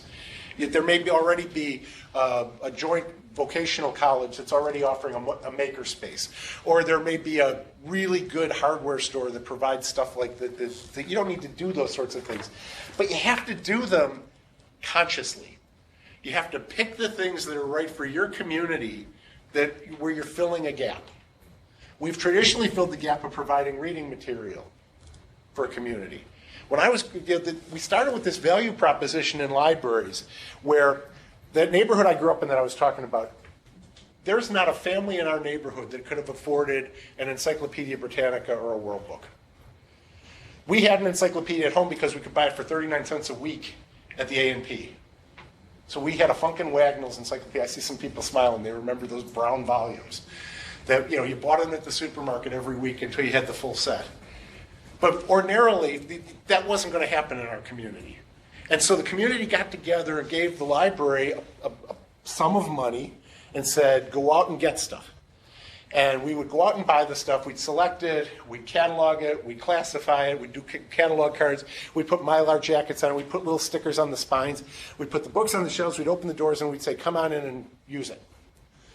But to use it, you got to learn the way we have it. Right? You got to learn the Dewey Decimal System or the Library of Congress system. You got to learn how to use the Reader's Guide to Periodical Literature, or the Applied Science and Technology Index, or whatever else we were offering. In other words, the value proposition was the information was scarce and expensive, but time was limitless. You could take your time to learn all of this stuff. So what's today like? It's turned around 180 degrees, right? You can't swing a baseball bat without hitting information. It's everywhere. It's free for the most part. It's just, whether it's good or bad, it's free. And it's out there everywhere. But what's the one thing nobody has enough of? Exactly. Right? And you're no different, right? If you need a loaf of bread and a quart of milk on the way home tonight, are you going to go to absolutely the finest supermarket in Chicagoland, or are you going to go to the one where you don't have to make a left turn? Everything that we put up, every obstacle that we offer, everything that we offer that nobody else needs, think of that as a left turn on the way home.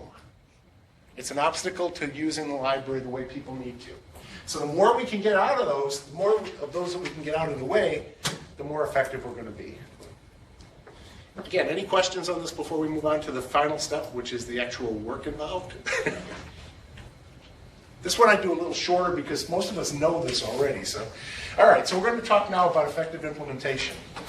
After everything that's gone before, eventually all this planning actually devolves into real work. So we're going to talk about that now. But when we talk about that, what this means is that what we're laying out is some new ideas for libraries. And we all know what happens when you lay out some new ideas for libraries, right? You're sitting at the table, you say, let's do this. And what are the objections that you hear? We tried that before. We tried that before and it didn't work. What else? We've always done it this way. We've always done it this way, exactly. Not like those other libraries. Or we're not like these other libraries, okay. What else? Like your earlier one, we can't serve alcohol in the library, right? We can't serve alcohol in the It's not library. something we've ever done before. Exactly. What else? Take too much time. Take too much time. Too much money. Too much money. Not enough staff. Not enough staff. The board won't like it. The newspaper won't like it. The community will object. The whatever. Okay? We know these. I always said what we should do is make a list of these things and post it in every meeting room in every library in America. And at the beginning of every meeting, you go, see that?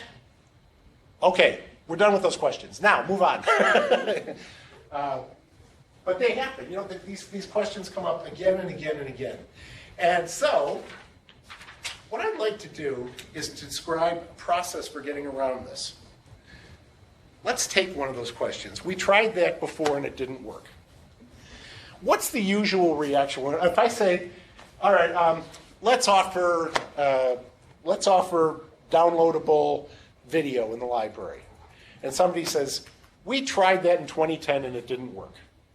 What's the usual way we react to that comment?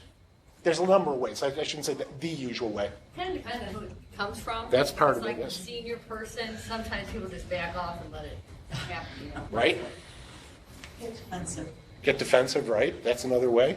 We could say, well, that was 2010, and a smaller percentage of the population actually had high-speed internet then, and all this and like. I'm going to offer you a suggestion for a different way to do it.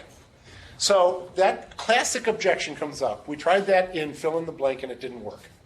Instead of being defensive, or instead of backing off because it's a high-level person, or instead of these other defensive mechanisms that we use, try the martial arts approach. In martial arts, you never resist force, you go with it. So instead of saying, but this is 2015, lots of people have high-speed internet now, say, you're right. Very important, you're right. We tried that in 2015 and it didn't work. How can we avoid the pitfalls that created the problem in 2010? Okay? How can we find the money that we need in order to do this? How can we phrase this in a way that the board will approve? How can we get around Mary, who hates everything that wasn't invented before 1985? How can we, and fill in the blank there. This is an incredibly useful technique for getting around those classic objections. I can't tell you how often I've seen this work. In a setting like this where people are trying some new ideas, floating, okay, how can we create a happy hour without alcohol? Or how can we get a liquor license? How can we? It's very powerful. It does two things. The first thing it does is it brings in the person who raised the objection instead of just shutting them out. It's really easy to say, oh, that's just Mary, she hates everything. Or you always are negative about everything, or whatever, and it shuts them out. It takes the objection from being an obstacle to being a design question. Okay? So instead of being something that just puts, okay, we tried that in 2010, it didn't work, move on to the next idea, it's, we tried that in 2010, there weren't enough people who used it then. There weren't enough, we didn't have enough variety in the downloadable stuff we were offering. So how can we get around those, or how can we approach this in a different way? The second thing that it does is that, the second thing was it makes it a design question. So you bring in the person who raised the objection, and you have to address the design question. If you can't answer the how can we question, you have more work to do on the idea. And that's a good thing to know before you try going forward with it. So it does both of those things. It keeps the person who raised it from going out in the corridor after the meeting and saying, they never listened to me. I could have told them what was wrong with that idea, but they never listened to me. Okay? And that's a really powerful thing. So what I'd like you to do is pull out one of those classic objections at your table and come up with 2 or 3 how can we questions that could address that. All right? Just pick one of the ones you just said, and I don't care which one it is. Whether it's the board, whether it's we tried that, if it's we don't have enough money, the newspaper won't like it, whatever.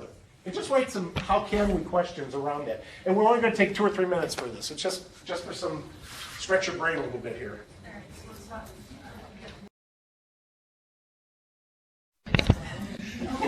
All right, does somebody have a table they want to volunteer their classic objection and their how can we question? Somebody want to volunteer? All right, right dead in front of us here. All right, we don't have enough staff. Okay. So, could ask the question, well, how can we reprioritize what staff's already doing in a different way? Could ask, how can we put some tasks on the back burner? We could ask, how can we decide what staff we need and what their functions should be? We could ask. Okay, hold up. In case anybody else tried that same question, you don't want to use up all the questions. Oh, sorry. Okay, but that's great. That is exactly on the right track. You keep the questions positive. How can we do this? How can we use staff in a different way? How can we reprioritize the responsibilities or the things we're trying to do? That's a great example. Who wants to go next? Vernon, why don't you go next?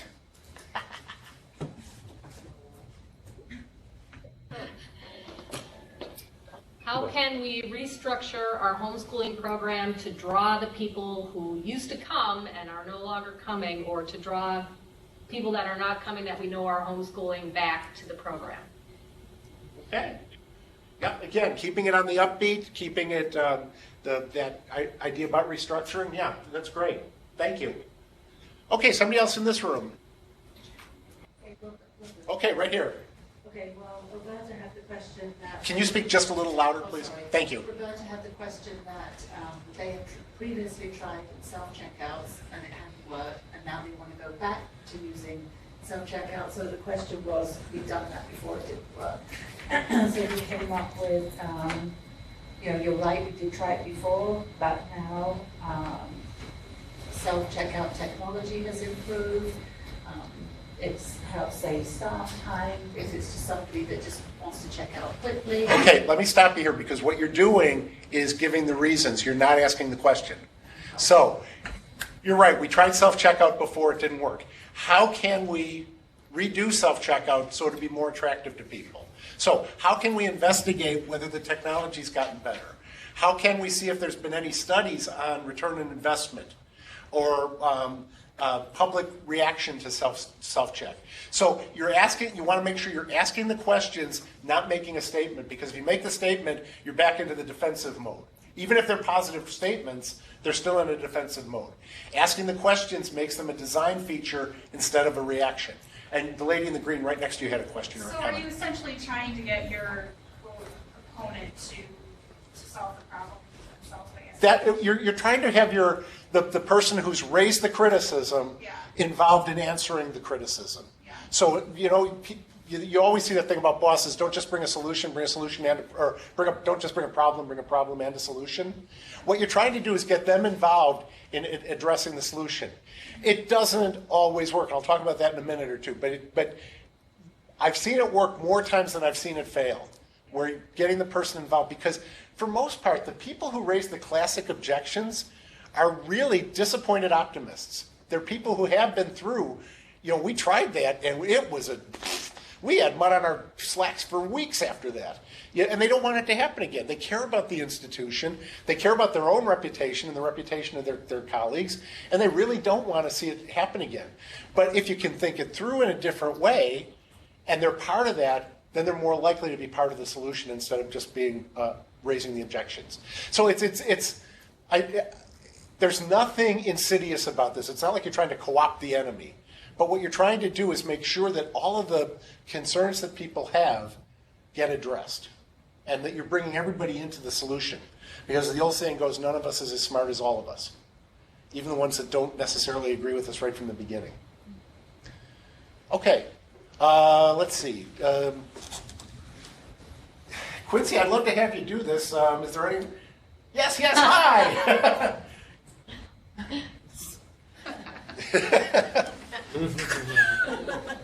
How can we get Quincy involved? That's right, signs.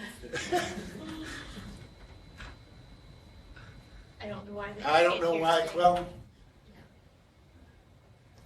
I'll bet you have an incredibly good question too.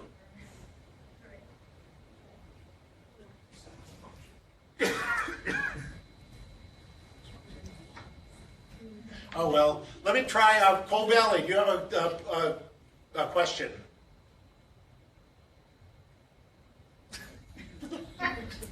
I think they put up a photograph in front of it. No, Coal Valley does not have any questions, but we do have a situation where the board is kind of passive aggressive about building programs. We've heard some board members are very positive the building needs to be rebuilt or a brand new building, but when it comes time to implement a building program, fundraising, they raise a lot of objections, a lot of obstacles. So that's why I consider them passive aggressive. So what's one of the objections that they raise? Just one of them. Catherine? We'll never pass a referendum. We'll never pass a referendum. They've tried for 5 years to pass a referendum. Have they actually gone to the voters with it? Yep. 5 Okay. times. So that would be a tough one to address, actually. Yeah, I'll go My- to my- that one now. My initial instinct would be to say is, how can we learn from what we didn't do for those previous referendums, or how can we do an approach to this that doesn't require the referendum to pass? You know, whether it's fundraising, whether it's other types of ways of getting the money that you need. Is there, you know, a person in the community who could spearhead it, something like that? But yeah, I would think after going to the voters 5 times, the question wouldn't be how can we pass this referendum? It's how can we get the money without the referendum? So, Yeah. all right, we still got a couple of tables here in this room that need to be represented. Who wants to go next? Who wants to go next? Well, we said, how can we get around the lack of staff? And so the questions we would ask is, how might we, or how can we better use the volunteers we currently have? There's a good one. How might we re-examine staff's current tasks to see what can be tossed, and then add something that now that we want to do, and how can we do this as part of committee work, as opposed to, I guess, daily work. Great, excellent. Okay, over here. Right, so the complaint was, we're not like those other libraries. Okay. And the idea is that they know that a lot of patrons like our library and like what we're doing and so on, and therefore we're better than those other libraries. But you might see something that maybe we can take out and you bring it to the staff and they say, well, we're not like those other libraries. So then the question is, well, how can we take what they're doing that's great and apply it to us without becoming like them?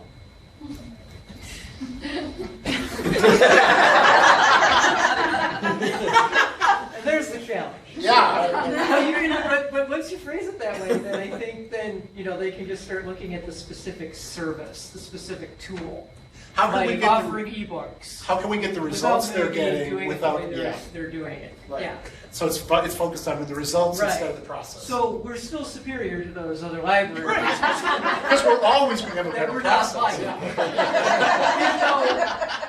I've worked in 6 public libraries. We're all the same, folks. We're all superior to everybody else. Right. It's like Bubblegum. Yeah. But how can we take it and still maintain our superiority? In fact, do it better than they are. It's like, how can we adopt new services without losing what's unique about us? Exactly. Right. Yeah. I think most trustees and a lot of library staff really do have that feeling like we do something. And frankly, I've never been in a library yet that doesn't have something that nobody else has. Great. Seriously, I mean, whether it's a collection of letters, a church history, a junior league cookbook, some artifacts from the community that nobody else has. It really is true that like I said, every library I've ever been in, and this actually goes for a lot of academic libraries as well, because they have so much of the faculty's and student work available, that they do have things that are unique and things that do make them different from the other libraries, whether it's in the county or whether it's in the state or wherever. So, and you don't want to lose what makes you individual. And last but certainly not least, what do you guys got? We went from the board perspective. Mhm. There's not enough money to do that. We were thinking, how can we get like other community involvement, that we can get like co-sponsors or something like that. And then How can we do fundraising? What's the How can we find other sources of funds? Sure. You're also how can we identify things that perhaps we don't need to fund anymore? That's always a lot more ticklish, but it is another way. Any questions about this process? This is, like I say, this is an amazingly useful tool to have in your repertoire, because it can really bring a different point of view to the issues that you're trying to raise. So give it a try. It can't hurt anything. It doesn't cost anything. And you're more than welcome to try it out. So, because there's one other thing I want to show you here, which This is the adoption process curve. Now this curve, has anybody here seen it before? I see a great big smile back there. Somebody's seen it before. Have people seen this? This is about how people adopt technology. But it also seems to have purchase in areas of people making other types of change. So in this adoption process, you've got the people up front, the innovators, the people who try anything. You know, they're the alpha testers. They're not the beta testers. They're the alpha testers of things. Tomorrow, Apple's going to introduce some new products. They're the ones who are lined up tonight at the Apple store to buy them. Okay? They're right in this area. Then you've got the early adopters. They're the ones who put their orders in on Amazon to buy that stuff down the road when it's actually been tested and they get the first set of bugs out. These are the folks who are just now putting Windows 10 on their old computers. Okay, they're the early adopters. Then you've got the early part of the majority. They're the people who come along after these guys have gotten all the bugs worked out and feel like they're comfortable with it. They might have a mentor in this group who can show them how to do it, and they're willing to go along at that point. You get the late majority. There's the ones who, at some point, they will stop, their favorite program will stop being supported in Windows 7, so they're going to come along and take up Windows 10. All right. Same thing if they're using iOS. So they'll come along toward the end. The laggards are the people who don't care if there's any support at all offered. It works for them, and they're going to stay there. In libraries, the laggards are actually divided into. There's a smaller group right here that never wanted the first change in the first place and are still complaining about that. The true dead enders, the ones who don't care, and that they're going to use the paper card catalog come hell or high water. Okay. Now, in libraries, where do we spend most of our time making change in libraries? Who are we working with most to make changes in libraries? The laggards. We spend an inordinate amount of our time bringing along the people who are dragging their feet. Not just the people who are late majority coming on, but the laggards, the true people, the ones who really don't want change, period. The fact of the matter is, once you've got this part, the change is real. It's not worth fighting the laggards. If you've tried the how can we, if you've laid out the reasons for doing something, if you've made the process and gone forward with it, if you can get this much going, these folks are going to follow, and these folks are going to be irrelevant. It's just as simple as that. At some point, they may decide to leave because they don't like the changes. They'll be as annoying as hell in some cases. They're the ones who are going to write to the city council saying you're ruining the library because you changed the computer books from being in the 001s to being in the business books. That it's the end of Western civilization as we know it because of those kinds of things, or because you got rid of your last 6 VHS tapes. Whatever. Those are the folks, they're the huge part of the problem, but they are also irrelevant. And I think part of the reason they raise such a fuss is because they know they're irrelevant. It's like we used to say in OCLC, the fights are so bitter because the prizes are so small. But the fact is, once you get this part of the curve going in your direction, you're done. You've gotten it. And trying to convince that last laggard before you make any change is going to drive you right out of your mind. It's going to take all the air out of the balloon. It's going to ruin any kind of fun you have with trying to make the change. I have a friend who's a library director who is, unfortunately, her laggards are a bigger percentage, which is a problem. But she still has enough people that are frustrated by that group that's creating problems within the library. All I can tell you is you've got to be honest with them and say, look, we're going forward whether you like it or not. This is a change we need to make. We're going to make it. Here's all the reasons we're making it. We want you to come with us. If you don't, that's your choice. But then it's our choice on who gets promotions, who gets the best hours, who gets whatever. And that there's consequences for being a laggard. All of this requires us to act. And I tell this story because I think it goes back to the fact that we do all of this work. Somebody was telling me that they've been working on a strategic plan for a long time, And you just get to the point where you've got to start doing something. And this friend of mine, guy I used to work with at ALA, I don't know if any of you know him, his name is Don Wood, great guy. He was the office manager for the Public Library Association when I was the executive director there. Don is the calmest human being I know. Don is he's the most mellow man I've ever had the pleasure of working with. But one day, he came storming into my office. And Don, you have to know, never stormed. Don would occasionally walk with purpose. Occasionally, he would move a little faster, but usually he strode. But this time, he stormed into my office.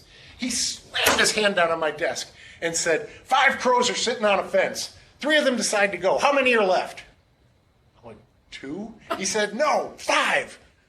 They've decided, but they haven't done a GD thing.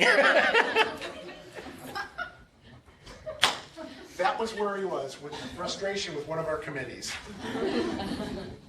All of this means is eventually you've actually got to act. And so what we're going to talk about now, and what I want to do is pass out our last handout.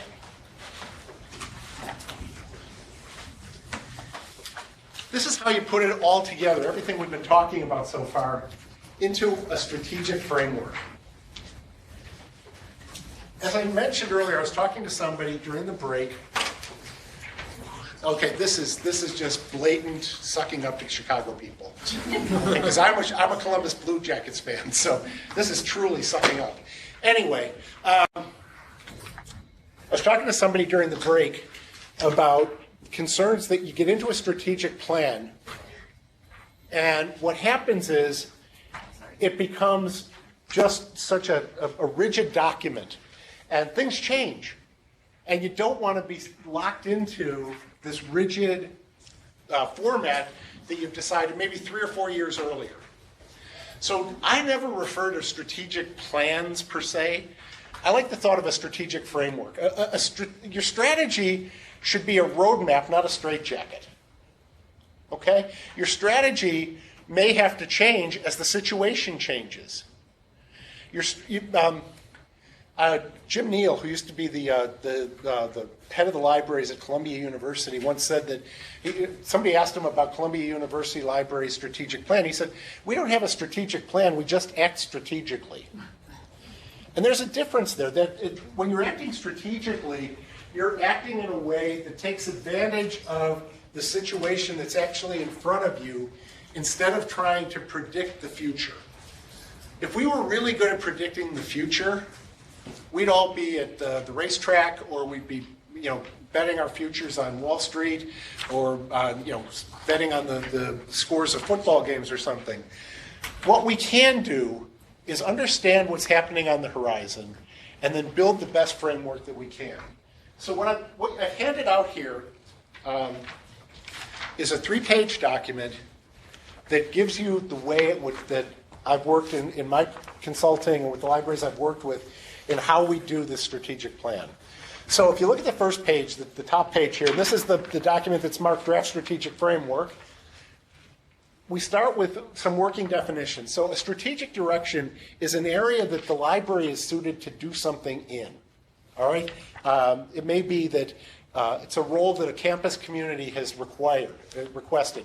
I worked with the University of Alberta to do a new strategic framework for them because they had adopted a new academic plan for the university, and the library had to be in line with that academic plan. So that was what we did. What we looked for was, how do we match the strategic direction of the library with the strategic direction of the university?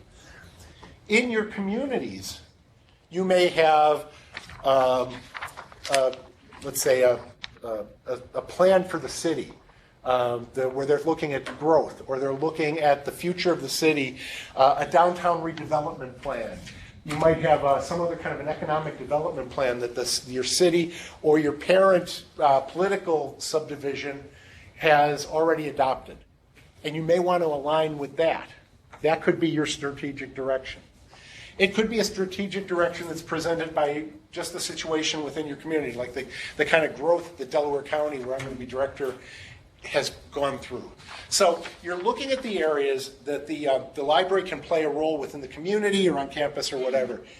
These directions are always done in terms of the needs of the community, not the library.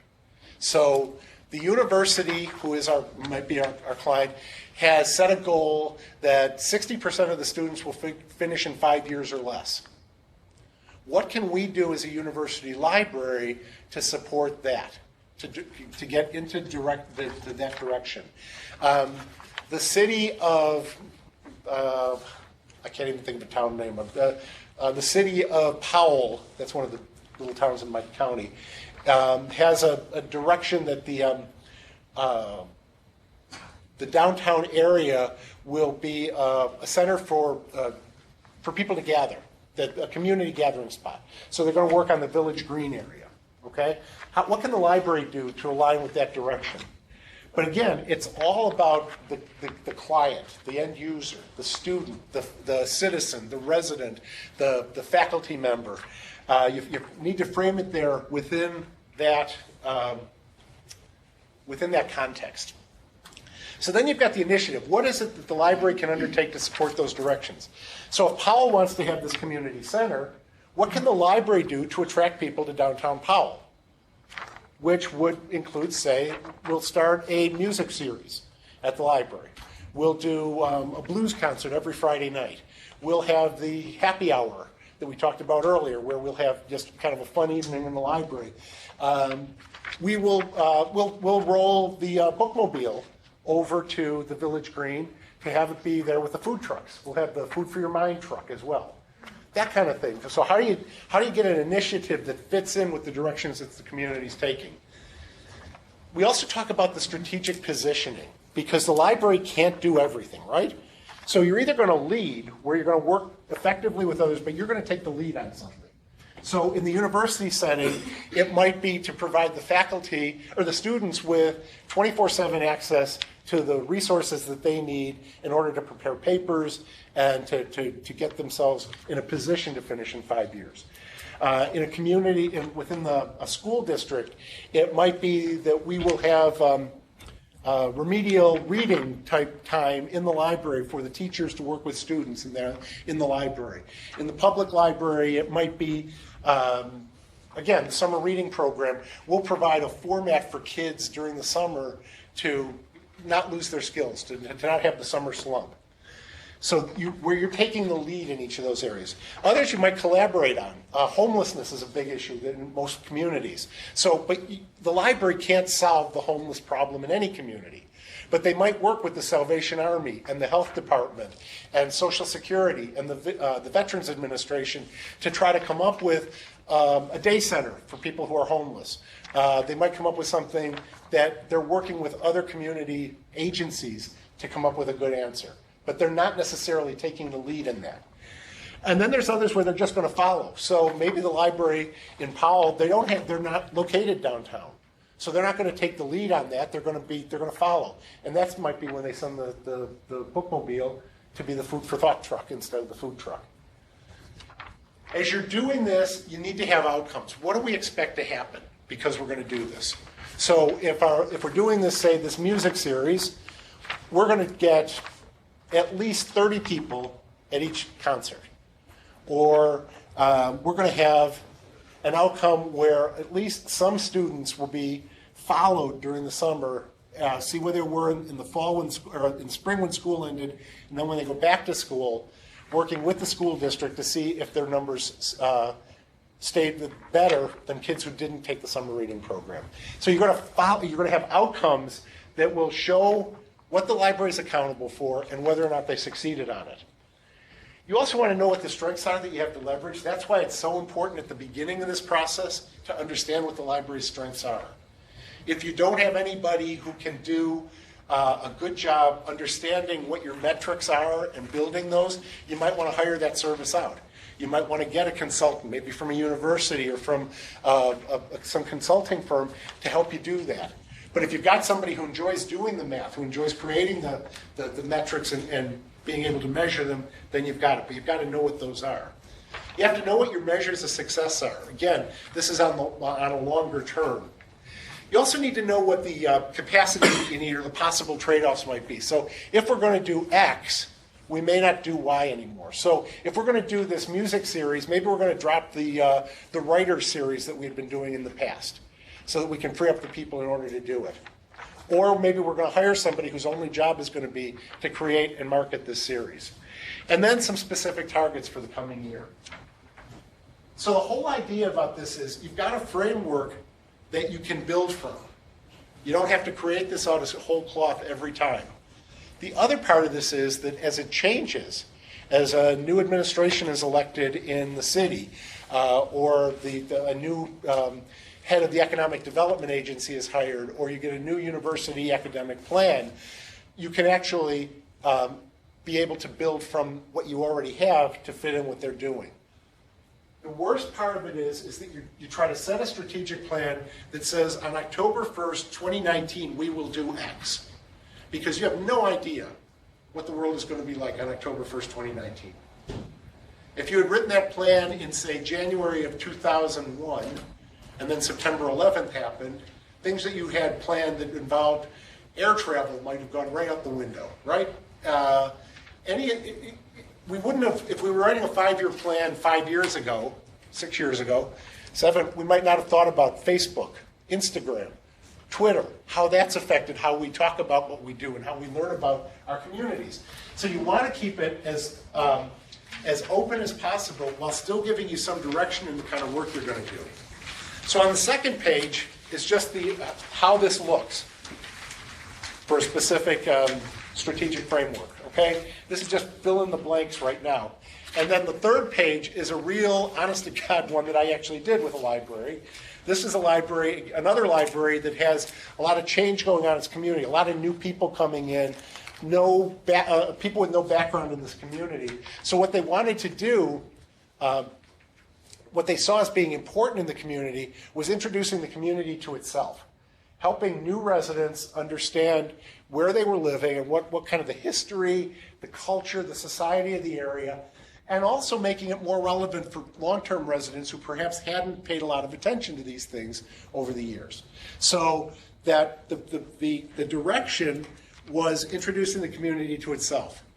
That was something that had been seen by the city council and by the business community as being important within the community, and the library saw that they could do something with it. The strategic initiative that the library chose was to add the community information that they were collecting and digitizing to the Digital Library of America, to become a community hub for the Digital Public Library of America. So this is and then they could lead on that as well, because they had the digitization equipment, they had volunteers who were there to do the work, and they had the reputation in the community that people were willing to lend them things that they could digitize knowing that they would get them back. And so then we go through the specifics of how they were going to go about doing it.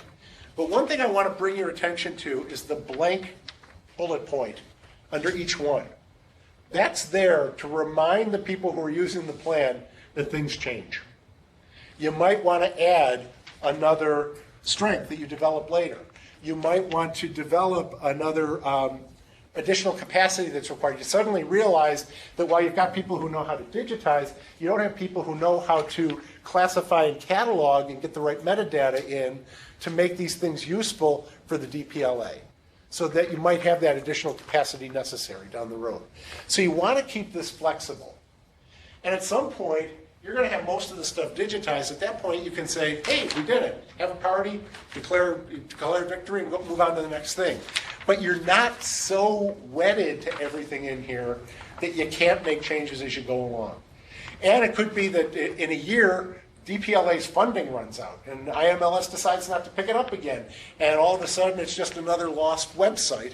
So at that point, you say, okay, we're going to do this for ourselves instead of trying to do it for them. Or we're not going to put a big push on this anymore. The worst thing you can do with any strategic plan is to put the kind of time and effort into it that it's required and then let it sit on the shelf.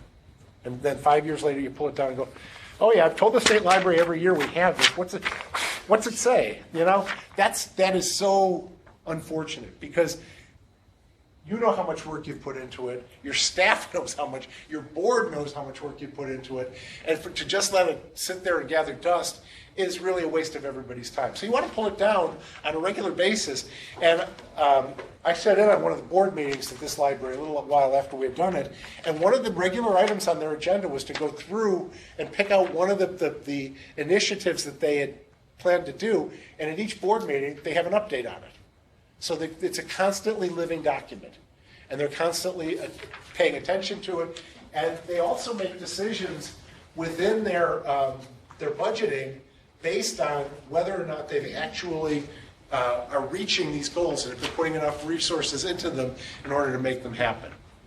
So this framework helps you pull all the information that you've spent so much time gathering together, and then put it into a framework that you can use to actually go into action. Are there questions on this? Yes? How many years should a strategic plan cover? Basically, I've been trying to get away from putting years on it, because some things, that digitization one I talked about, as long as there are people who have collections at home that you want to digitize, you want to keep that open. You want to keep it kind of open-ended. There are some things that are going to be very specific. Let's say there's going to be a major event in your community at a certain point in time, and you want to be part of that. It's going to be over in a year whenever the time frame is for that. So if you're doing a regular review of it and you're constantly updating and adding to it, I wouldn't put a time frame on it at all. I think it shouldn't be all stuff that you were going to do anyway. That's just kind of, a laundry list of to-do list. But it should be dreamy enough that you've got some real things that cause you to stretch. But I think putting a temporal limit on it is frequently a mistake, because that's when I think it ends up sitting on the shelf gathering dust. In the back there. So if it is flexible and maybe you're changing your strategic directions over the years, right? Yep. So how many strategic directions would you say to a library, this is too many to deal with? That is a great question. I don't think a library should have more than 3 to 5 strategic directions. I think 3 is great, because you've got all that ongoing work that you're going to be doing anyway. You're still going to be doing your summer reading program. You're still going to be having adult programming. You're still going to want to check books out and videos out, and you're still going to want to do all the downloadables and everything else that you have to do to call yourself a library. What you want this to be is the things that are going to push the institution forward, that raise the institution's visibility in the community, that provide a service that hasn't otherwise been presented in the community. So if you get more than 3 to 5 of them, you're diluting it, and you're not going to have enough staff or enough attention to put on them to make it worthwhile. Okay, and so then sort of the follow-up question then, are there too many initiatives to have under one direction? Should you also be thinking, okay, I can only handle this many this year, that kind of thing? Yeah, I think if you put 5 or 7 or 9 under them, you're going way too far. 3 initiatives within a direction at any given time. You finish it, you throw it out, you put another one in. Or maybe even you don't throw it out, you keep it in there to remind yourself, hey, we actually did something. Completed. It's like paying off your mortgage, you want to have that little check on there. You want to say, yes, we did that. So, but I think 3 or 4 initiatives under a direction, more than enough. And some of the things will overlap. So, when they're talking about introducing the community to itself, they've got a number of other things in there. Part of it was belonging to other community organizations to get that kind of interlocking of organizations to create a more robust picture of what the community has to offer. So, but that's also another source of information for digitization for this project. So some of the things will interlock like that too. Other questions or comments? Yes, sir. To a certain extent, I think what you said implies that the strategic directioning is an ongoing process. It doesn't stop. Right. Do you have any concern about planning fatigue? And the organization needs to reflect on its accomplishments? I actually think there's 2 good things in what you just said that I want to point out. Planning fatigue, I think, happens more often when people spend a long time trying to create one of these masterwork strategic plans, that, we're going to do between 2016 and 2021, we're going to do da-da-da-da-da, and it goes on for, 15, 20, 30 pages of text, and it takes 6 months to prepare. I think you're more likely to hit planning fatigue with that than you are as having as a regular part of your work, overviewing the community, seeing what's happening, and seeing if what you've got in your plan of work matches what the community needs. I think you want to have an ongoing process of talking to the community to learn as much as you can about what's important to the community. Part of this you're going to get just with your board and all the organizations that they serve on that can bring ideas to you. The organizations that a director, assistant director, department heads, staff members belong to that can bring this information together. We don't take off our library hats just because we're working on the Chamber of Commerce board or because we're a member of our parish council or we sit on the school board or other. Bringing that information and sharing that information is an integral part, of that planning process. And it's of understanding the community. So I don't think you get the planning fatigue that way. You said something else. There were 2 points that I wanted to. Yes. What we don't do is celebrate our wins. When we actually do something really well, and so I think you need that too as a way of putting the period at the end of the sentence. We did X. We said we were going to be the regional hub for the Digital Public Library of America. We are the regional hub.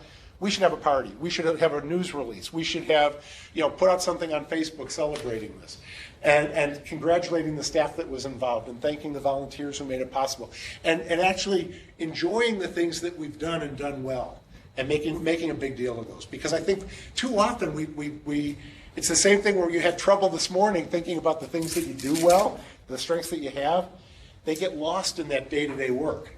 And we need to take that time to give ourselves a pat on the back and respect the fact that we are doing some things really well. Yeah, let's see if the retail sites have something to add. And actually, I should. Okay, we've got the regional sites up again. Is there any questions or comments from the sites there?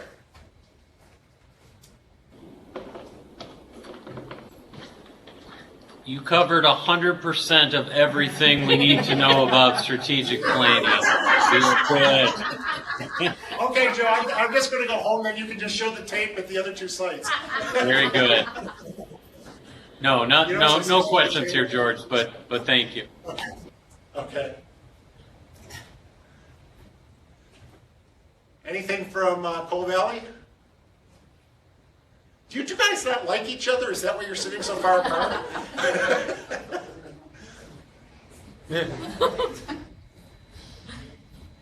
Okay, and poor Quincy, our mute site.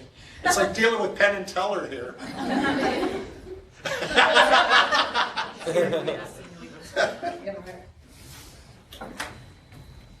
Okay, well, I will say that I just talked to Louise, and she said that when the recording of this is posted, all of the handouts and everything that were included here will also be included. So please feel free to use them in any library setting, any community setting that you think they'd be useful in. You'll notice there's no copyright information on these. One of them, the Appreciative Inquiry, the introduction, was actually prepared with an IMLS grant from the State Library in California. So if you do use that, please keep the little note at the bottom because IMLS cares about stuff like that. So other than that, I would say if you want to take this down, it'll be in the slides, but if you have any questions, my email address is georgeneedham@yahoo.com. I've had that address so long, yes, it's only my name, no numbers, no dots, georgeneedham@yahoo.com. So if you have any questions or any things, please feel free to contact me. I'm more than happy to correspond with you. Also, if you happen to think of anything, and like I said, I am doing this again in South Beloit tomorrow and in Bloomington on Thursday. If you think of anything that could make this program better, and you want to drop me a quick note, I'm pretty flexible about adding stuff and taking stuff out at the various sections. So Thank you all for being such a great audience. I have nothing else for the program for right now, so I'm going to turn it back to Louise. Thank you. Thank you.